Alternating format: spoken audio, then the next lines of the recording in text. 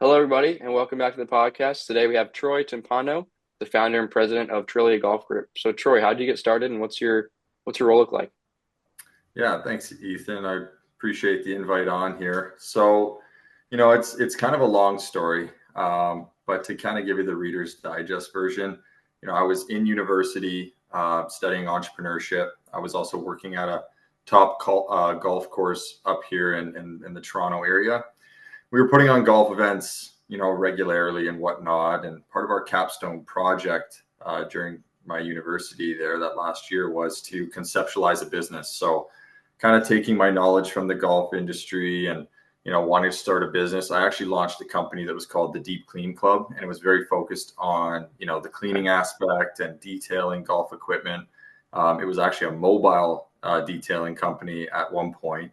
We quickly transitioned to having the golfers come to us and setting up on course, which then turned into more on the event side. And then back in, I guess it was 2023 of January, we were invited to the American Express, so first PGA Tour event, to go down there and provide our services that had club cleaning, shoe cleaning, groove sharpening, wedge stamping, things like that, which kind of opened up the doors for us. If I'm being honest, it kind of brought us into a new space where I saw a lot of possibility. And then it would have been really November of 2023 where I officially launched the company. We did a lot of rebranding to Trility Golf Group. Positioning us as a VIP experiences, which we now offer VIP player services. We have VIP practice area and a VIP recovery zone. So it's been quite the evolution, but here we are today. Awesome. It sounds like definitely a good service you're providing to tournaments and events like that. Give me like a typical day for you. Let's say a live golf event hires Trility Golf Group, and you guys go in and have a spot over there. What's that look like?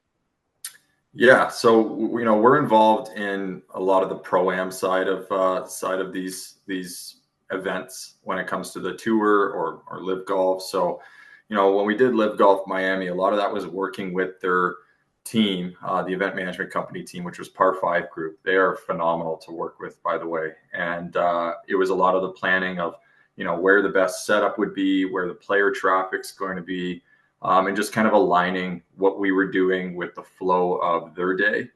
And then we'd get there, day of the event, we'd set up and away we go. We're providing, for that Live Miami event, we provided our VIP player services that had everything to do with things that I've mentioned in terms of club and shoe cleaning, regripping, wedge stamping. So a lot of personalization of their equipment, Gotcha. optimization services and things like that. So we're there during the course of the pro-am, and then we're also there when they're finishing up their round to fine tune their equipment, clean their shoes, clean their clubs, Right. and anything else they want. Yeah. Awesome. Yeah, that's definitely interesting. What are some shifts you're seeing in the industry, especially with live golf becoming a big deal and stuff like that? What are shifts that you're seeing that are affecting your business? Um, that's a good question. I mean, in terms of shifts that are affecting our business, I'd say the shifts that I am noticing a lot more with the sponsorship side is helping in a positive way. So affecting us in a positive way. There's a lot that's I see in terms of industry trends that they're expanding golf to everyone. So never mind the Right. on-course aspect of golf, but the off-course. So you got the top golfs of the world. All right, so all these simulators that are happening, and that's drawing in a big crowd of people that might not want to pay the fee to go on a course and lose a bunch of balls. Right, they just Right. want to go and have some fun, hit some balls, get Right. together with some friends. And so the market's growing a ton, I'd say, in the off-course element. In relation to Trility, where we stand in the sponsorship side, I think the sponsorships are everything for these tournaments. So Right. we're building a lot of these experiential sponsorships, utilizing our experiences and giving brands the opportunity to do a lot of product placement, build their brand, around our experience, and essentially get, an immersive sponsorship out of it. Something that's not just a stagnant sign, but something that actually catches, spectators and golfers' attentions while on site. So it becomes a little bit more memorable and has a better Gotcha. ROI for them. Yeah. Gotcha. So would you say you offer some consulting as well to businesses getting into the golf industry? We don't formally. I love having, chats with anyone. I mean, I could talk golf all day long. I am Right. definitely obsessed, an obsessed golfer. So, anytime I can connect with other industry professionals and just talk shop, I'm happy to, speak on what I'm seeing in the industry, different trends, and help out in any way that I can. Yeah. Gotcha. Gotcha. Yeah, that's all. Definitely a lot of golfers since 2020. I actually had a Mhm. podcast the other day. We talked about how the clubs can't even hold as much golfers anymore. They're filling up, and there's no spots for new members to go.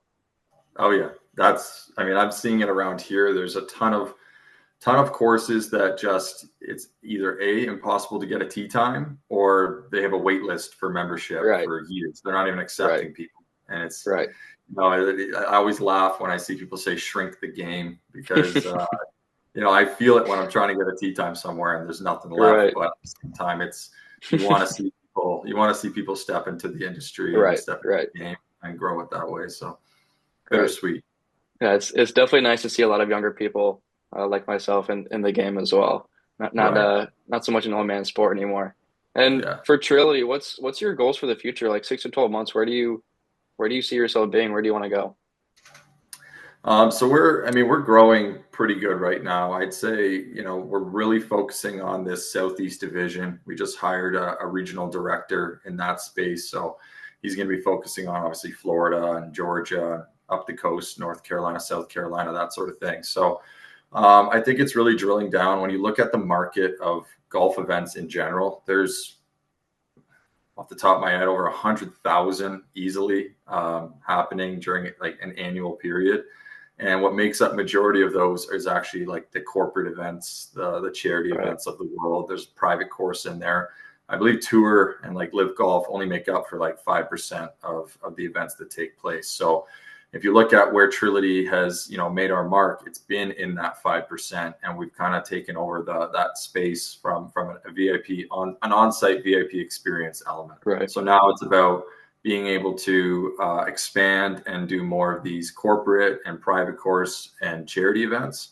And by doing Gotcha. so, there's a lot of different avenues that we can go and help them, kind of achieve their goals, whether it be retention at events, increasing sponsorship revenue, or just overall just elevating their event to make it more attractive. Gotcha. Gotcha. That's definitely cool. What are you doing to target this new outreach? Like what's your method to the madness of trying to get that 95%? I mean, it's your typical sales process with a lot of outreach and things like that. But Gotcha. yeah, we have our team in place that kind of handles that, and they do a great job. Awesome. Awesome. I was just gonna ask how it's going, but it seems like Yeah. you answered this going pretty well. Anything to kind of counter that? What's not working? What's kind of holding you back from being where you want to be?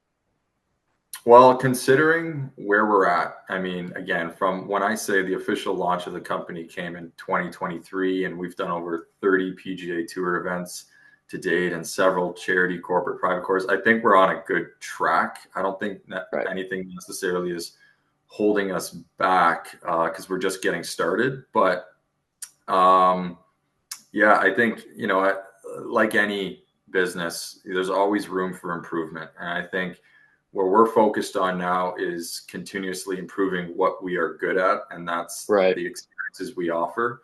And so fine tuning them, innovating them, making them more attractive, and then also just working with our clients, current and new, to just really help solve their problems, or at least elevate their current stance in their golf events space. Right. Right. So Mhm. let's say I'm one of your clients who signed on to do a corporate event. What's your pitch to me saying you're trying to get me or yeah, you're trying to get me to sign you on to have Trility come to my tournament.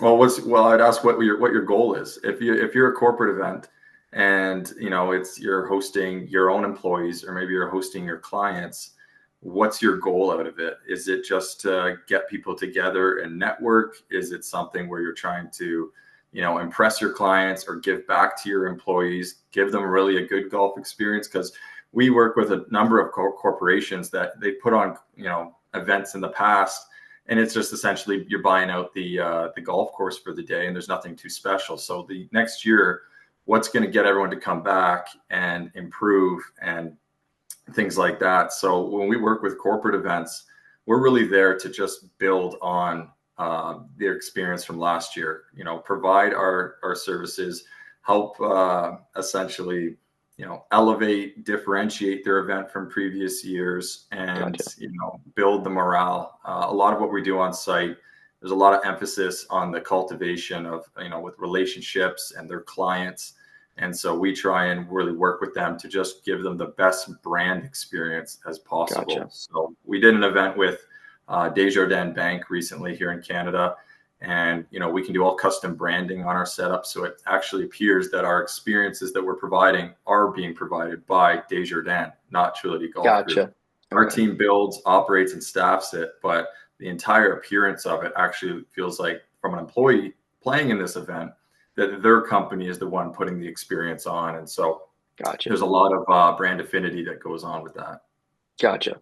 So you're working with a partnership with your clients rather than sending over some guys and taking over. You're working with them for what they want to do rather than just saying, "Here's what I have. You can have it or not." Yeah, I exactly. like Yeah, that. we collaborate with them, and you know, there's a lot of back and forth on what they want to get out of it. Tying their brand to an experience that aligns kind of with what they're offering is huge. So we work with them to kind of just showcase that in the best way possible. Gotcha. That's great. And Mhm. a little more of a less serious question here. What's the golf game look like? You know, it's been better. It's been better. I haven't had a chance to golf a whole lot this summer. We've been crazy busy here, but you know, I've been maintaining that, you know, a single digit handicap now for the last year, and There we go. unfortunately, it is rising. But you know, I with that, I'm not too upset because I know if I go into any match against someone and my handicap is at a, call it a 10, I have a better chance than it being Right. at a 6 with how I'm playing. So it's seen better days, to say the least. You might have to take a trip down to Florida then so we can go practice. How about yourself? You a big golfer? Man, I've been golfing for a long time, but been slacking a little bit. I've been working on Clubhouse AI and haven't played as much, but still around like a 3 or a 4 right now. So it's not too Hey, bad. But that's solid. Man. That's solid. You've been golfing for a while. Is that what got you into this the business then? yeah, I have a big passion for golf. Used to be an aspiring PGA professional, but then I saw them putting in the 7 hour work weeks, working holidays, working Christmas, working 80 Mhm. hour weeks. I was like, I think I'd rather start a business It's instead. a So grind, man. It's a grind. not I have a nothing few. against it, but it wasn't for me. So I needed to focus Yeah, on something else. yeah. I have a few buddies that kind of aspired in that direction too. And you know, at the end of the day, you have this passion for golf. The best thing to do if you're so passionate about something is trying to find a way to make money from it still. So Right. kudos to you to try and build something here that That's still right. aligns with that passion, right? Yeah, that's definitely the goal, having to keep the interest of golf in the golf industry and connections with golf professionals and still be able to make some money off of it. Exactly. Well, Troy, before we wrap it up, is there anything else you want to share? Um, I think we covered a lot. I think we covered a lot from, you know, kind of what we do and whatnot. So, I mean, if you want to chat about your company quick, I'd like to learn a little bit more. Sure, yeah. If you'd like to know, Clubhouse AI, we're a business that helps golf businesses like yourself actually with lead generation and other AI tools to help increase efficiency, reduce some operational costs, and mostly lead gen. Yeah, we help scale and grow the revenue of golf businesses using AI tools. Nice, nice. So you're Yep. able to essentially generate, you know, a list of leads fairly hmm quickly then using these tools. And Yep. Qualified leads and targeted leads. So let's say you're wanting to get into that 95% of the corporate events. I'll create you a database of leads to target, and I'll throw that through my AI systems, and we'll book out qualified leads. And if you were my client, let's say, all you'd have to do is rather than going searching and diving and trying to scrape through some clients and do all that busy work Mhm. yourself, you'd hand that up to me, and you would just hop on the calls that I book on your calendar for you. Got it. Got it. So it's even doing the outreach as well, or is it Correct. okay? Correct. Yep. So my company takes care of all of the outreach and the outbound campaigns. and all you do or your sales team does is hop on those calls and close those deals. The idea is that saving the business owners and the sales team's time from chasing the leads that are they're trying to get away or they're wasting their time on unqualified leads.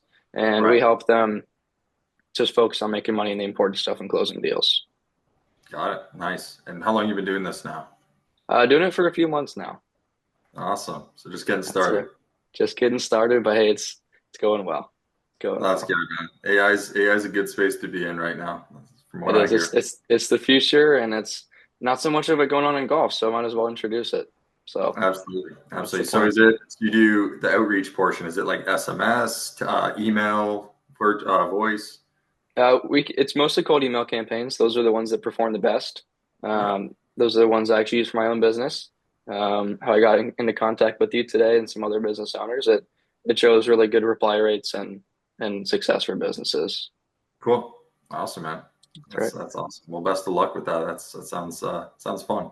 Thank you very much. All right, Troy, I appreciate having you on and hope to talk again soon. You got it, man. All right, All right. Ethan. Take it easy.